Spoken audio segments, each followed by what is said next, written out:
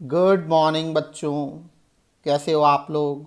तो आपके सामने क्लास ट्वेल्थ बोर्ड के लिए एक इम्पॉर्टेंट क्वेश्चन है। इसमें लिखा हुआ है, मैं चाहता हूँ आप एक मिनट वीडियो पॉज कर लें और क्वेश्चन को पढ़ें। ठीक है। क्वेश्चन में लिखा हुआ है कि मेरे पास दो चार्ज हैं, एक की वैल्यू 8 माइक्रोकूलम है, एक की वैल्यू -2 माइक्रोकूलम है। ठीक है। अपने को किसी तीसरे चार्ज को इस लाइन में कहीं पे रखना है कि उस तीसरे चार्ज में लगने वाला टोटल फोर्स कितना हो? 0 हो। याद रखना, उस चार्ज में लगने वाला टोटल फोर्स क्या है? 0 होना चाहिए और मुझे उसकी पोजीशन इस लाइन में खोजनी है। ठीक है। अब इस टाइप के क्वेश्चन को बनाने के लिए पहले हम लोग कॉन्सेप्ट डिस्कस करेंगे कि चार्ज रखे तो कहां रखें, ताकि नेक्स्ट टाइम जब ये क्वेश्चन आए तो हमको बहुत आसानी से क्वेश्चन क्या हो जाए, बन जाए। ओके। अभी मैं तीन पॉसिबिलिटी बता रहा हूं कि मैं चार्ज को कहां कहां रख सकता हूं। मैं चार्ज को ए यहां कहीं रख सकता हूं, चार्ज को बी यहां कहीं रख सकता हूं, या चार्ज को सी यहां कहीं रख सकता हूं। ओके। अब यदि ये न्यूमेरिकल स्कूल में आएगा तो मेरे पास इतना टाइम नहीं रहेगा कि मैं तीनों में एक एक बार के चेक करूंगा। तो पहले आप इस वीडियो में ये सीखना कि यदि ऐसा क्वेश्चन आता है कि टोटल फोर्स मुझे यदि जीरो करना है चार्ज में, तो चार्ज को कहां रखूं? मैं ए में रखूं, बी में रखूं या सी में रखूं? तो एक एक करके हम लोग चेक करेंगे। ठीक है।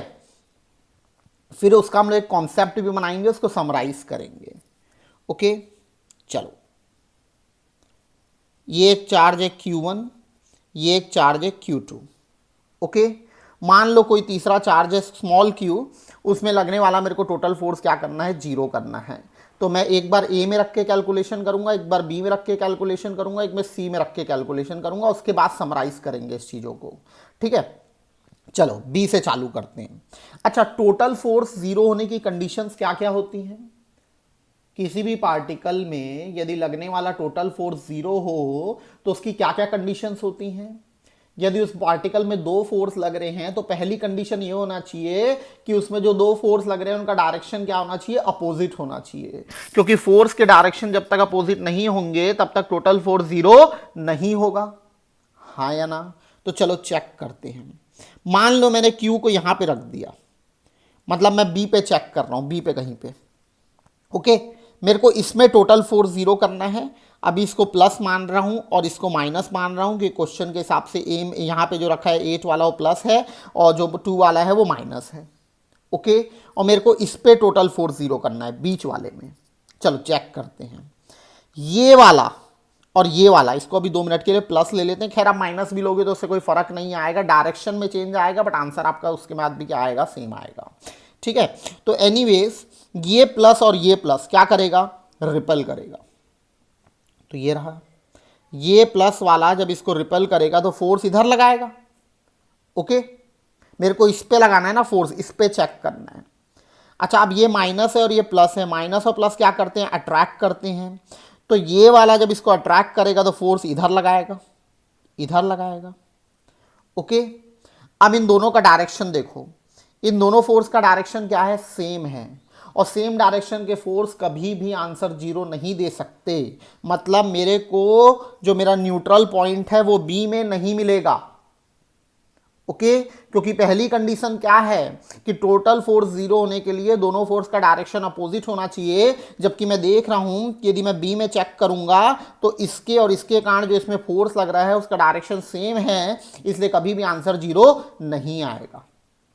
ओके। अब चेक करते हैं सी में। ओके। चलो, फिर ये प्लस Q1 हो गया, ये माइनस Q2 हो गया, एक स्मॉल q को रख रहा हूं और मुझे चेक करना है कि इसमें टोटल फोर्स 0 हो सकता है, नहीं हो सकता है। ओके। तो ये देखो, ये प्लस और ये प्लस, ये प्लस और ये प्लस क्या करेगा भैया? रिपल करेगा।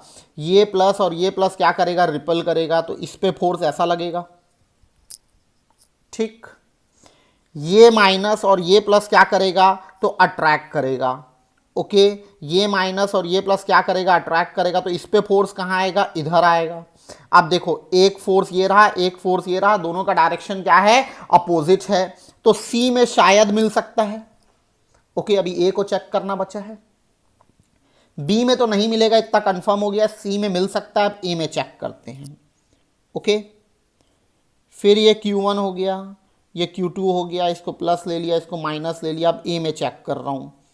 प्लस रखा हूं अभी मैं, ठीक है। ये प्लस और ये प्लस क्या करेगा, तो रिपेल करेगा। ये माइनस और ये प्लस क्या करेगा, तो अट्रैक्ट करेगा। ओके, तो इसमें इसके कारण और इसके कारण जो फोर्स हैं वो अपोजिट डायरेक्शन में आ रहे हैं, देखो। तो आपको ए में भी न्यूट्रल पॉइंट मिल सकता है। ओके, तो इतनी थ्योरी से एक कॉन्सेप्ट तो क्लियर हो गया कि यदि एक प्लस है और एक माइनस है, मतलब यदि अनलाइक चार्जेस हैं, तो न्यूट्रल पॉइंट आपको कभी भी बीच में नहीं मिलेगा। ठीक है, मैं इसका एक समरी भी बना देता हूं, इसको आप लोग जरूर नोट करें कि in case of unlike charges, in case of unlike charges, neutral point will never be between charges। ये बहुत इंपॉर्टेंट है, देखो बाद में ये सब चीजें हमको क्वेश्चंस को एक लाइन में बनाने में हेल्प करेगी कि in case of unlike charges neutral point will never be between the charges, बीच में कभी नहीं होगा। ओके, अच्छा इसका उल्टा हो जाएगा यदि लाइक चार्ज होंगे। इन case of like charges neutral point will always be somewhere between the charges, मतलब यदि एक प्लस है और एक माइनस है तो न्यूट्रल पॉइंट बीच में कभी नहीं मिलेगा। बट यदि दोनों प्लस हो गए दोनों माइनस हो गए तो न्यूट्रल पॉइंट बीच में ही कहीं मिलेगा। ओके, अच्छा अभी क्या दिक्कत आई थी कि भैया या तो यहां न्यूट्रल पॉइंट मिलेगा या तो यहां न्यूट्रल पॉइंट मिलेगा, क्योंकि सी भी कंडीशन फॉलो कर रहा है और ए भी कंडीशन फॉलो कर रहा है। तो इसके लिए भी मैं आपको एक समरी बनाता हूं कि neutral point will always be between the charges, sorry, neutral point will always be near charge of smaller magnitude. Okay, तो मैं तीनों कंडीशन को एक बार फिर से पढ़ रहा हूं। यदि अनलाइक चार्ज है तो न्यूट्रल पॉइंट बीच में नहीं मिलेगा, यदि लाइक चार्ज है तो न्यूट्रल पॉइंट बीच में ही कहीं मिलेगा। ओके, और न्यूट्रल पॉइंट हमेशा छोटे चार्ज के पास मिलेगा, जिसकी मैग्नीट्यूड छोटा है उसी के पास मिलेगा। ओके, तो इन तीनों चीजों को ध्यान में रखते हुए इस क्वेश्चन को मैं वापस बनाने जा रहा हूं। अब देखना है क्वेश्चन को बनाने में मेरे को कितना कम टाइम लगेगा।